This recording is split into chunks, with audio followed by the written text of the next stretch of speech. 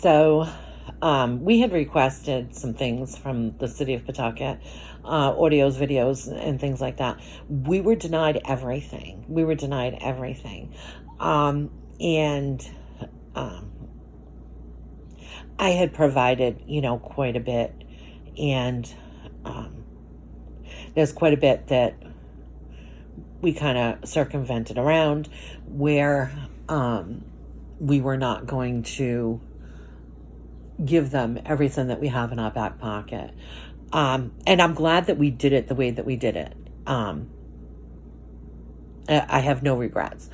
So, they had asked for videos and audios and everything. And then we waited to see what they were going to provide to us.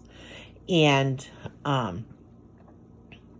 their excuses are, well, you were a party to that. So, no, see, you can be a party to something, but unless you have the proof of what was said, it's funny because, I have numerous calls with Frank Milos, and, Frank will say, sounds like me, but, I don't remember that conversation.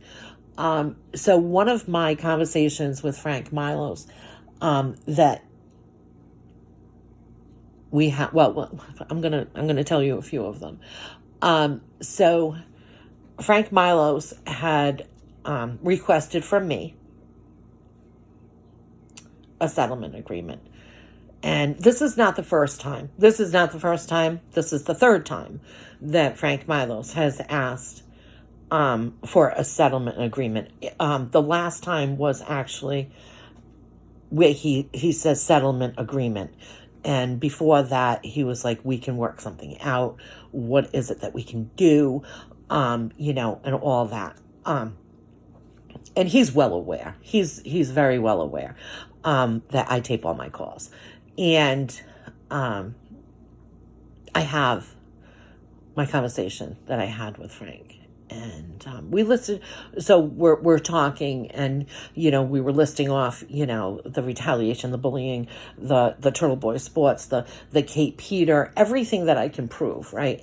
Every fucking bit of it, even to the numerous times that I've asked for correct information to go into Joseph's file. So during that conversation, Frank Milo said, we'll sit down, you give us a number and you tell us what you want, and, let's finally get this done. Right? So during that call, I had said to him, he had said, there'll be a non-disclosure, we're never going to admit we did wrong. And there's a lot. I mean, we're never going to. So in other words, we're going to get away with all of this, and you're not going to be able to talk about it. You're not going to be able to talk about the fact that we paid you for the 11 years of abuse, right? Well, at that point, it was, I believe, 10. So anyway, I had said to him that the most important thing was that Joseph's file get corrected. It was 9 years at that point. I had told him that it was important, the number one was for Joseph's file to be corrected. And he's like, you write it all down. You write down, and he says, and I will go to my people. And it's all on the call, and he'll remember it. No worries. So anyway, and he'll know that it's him. He's gonna recognize the phone conversation, and the fact that the settlement agreement came after that, referencing back to our conversation. So I had gotten off the phone with him, and Michael came home, and I said, the most important thing was that Joseph's file get corrected, and then everything, of course, is secondary. Because everything that happened after that was abuse from the city on me and my family. So, but, obviously a lot of it spills out into, my warning them about the Dolan situation. So, I mean, obviously,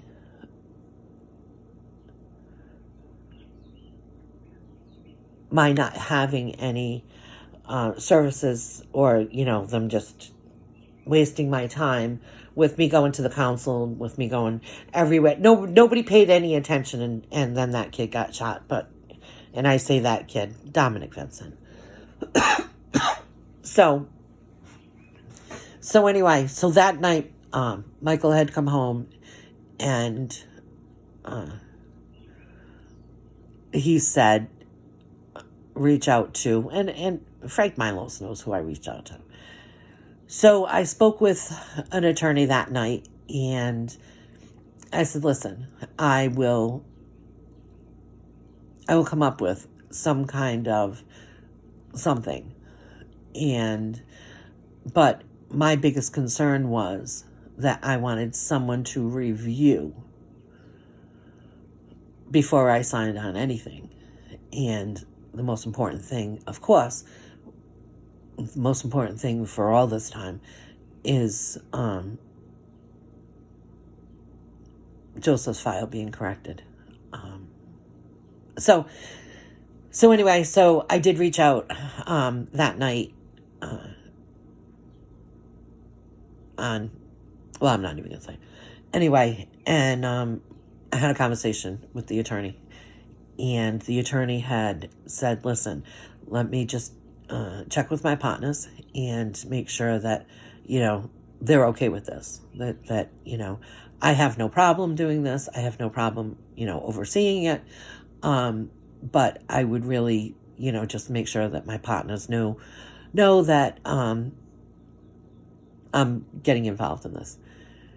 So I said, that's fine, and come up with, whatever you want in order to kind of be the legal end of my side. And it will just be to review this. And there's no negotiating or anything. It's just, he said, come up with a number, and also, most importantly, what is it that I wanted? So the attorney got back to me and said, that's fine. And I said, how much is it for something like that, for you to, oversee this? And the attorney said that just help the community, just help somebody else that's looking for information, or, we'll work something out so that kind of they're doing a community service, and so am I. Whatever, right? So I also have a couple other people that I reached out to, and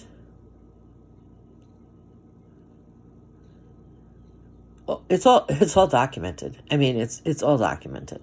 So now,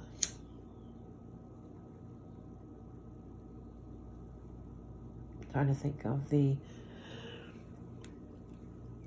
I reached out to my friend who works for a law firm in the Midwest, and she came up with, some key points, things like that. She worked on it, and between, obviously, Michael and myself, and my girlfriend, and some other family members, I sent it over to Frank. And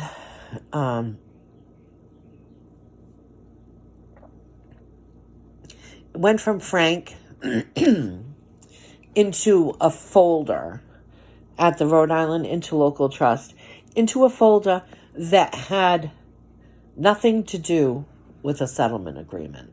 It was just hidden. It was just hidden in there. And we're not talking about the Rhode Island Interlocal Trust, because there's something, and I always say this, and you know, I know that a lot of people respect it, but there is something going on with the Rhode Island Interlocal Trust as it relates to the city of Pawtucket that I cannot discuss, and that's fine too. But, you know, just trust that, you know, every time I go to say the word, the name of the place, I pull back a little bit, only because there is quite a bit going on the back end of the Rhode Island Interlocal Trust as it relates to the city of Pawtucket. And I have been asked to refrain from really discussing too much. But, so anyway, so that was that. And yeah, I wasn't getting a call. Joseph's file wasn't getting fixed, you know, and I'm, you know, this was what was going on. So then,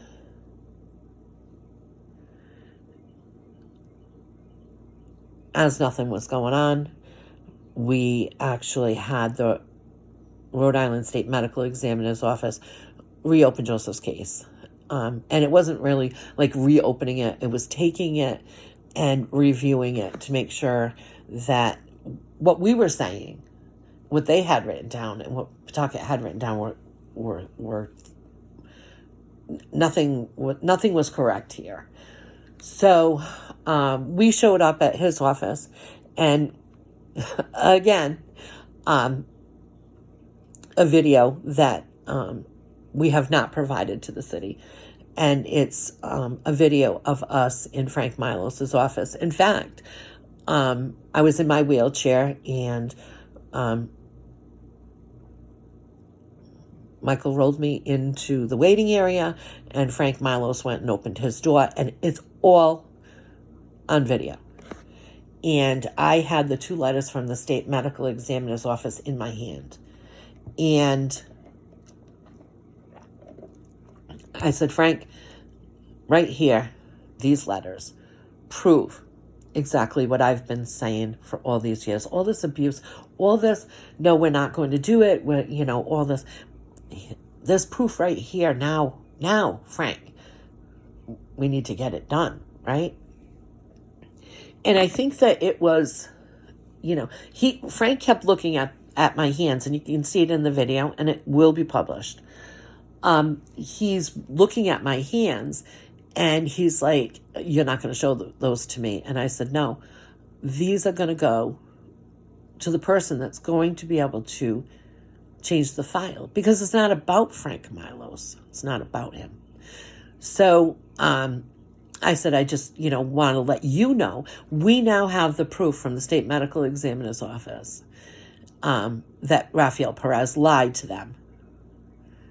And we left his office, and later on we found out that Frank Milos was in kind of a hurry because he was handling a divorce. And I don't even know how that came about. I don't know if it was Nicole Farias. It could have been Nicole Farias. I'm thinking it's Nicole. Said that Frank was, you know, kind of busy doing a divorce. And I was like, for the city of Pawtucket? And, you know, I think it was Nicole Farias that told us that. But anyway, we left there, and we ended up meeting with Dave Holden. And yet again, another video we have not provided to the city of Pawtucket. But there's Dave Holden meeting with us. And, you know, I was like, I have these 2 letters. And he said, I don't care what you have in your hand. We're not changing your son's file. It's not happening. They can tell you what they want to tell you. We're never going to change your son's file. And that's the final answer. And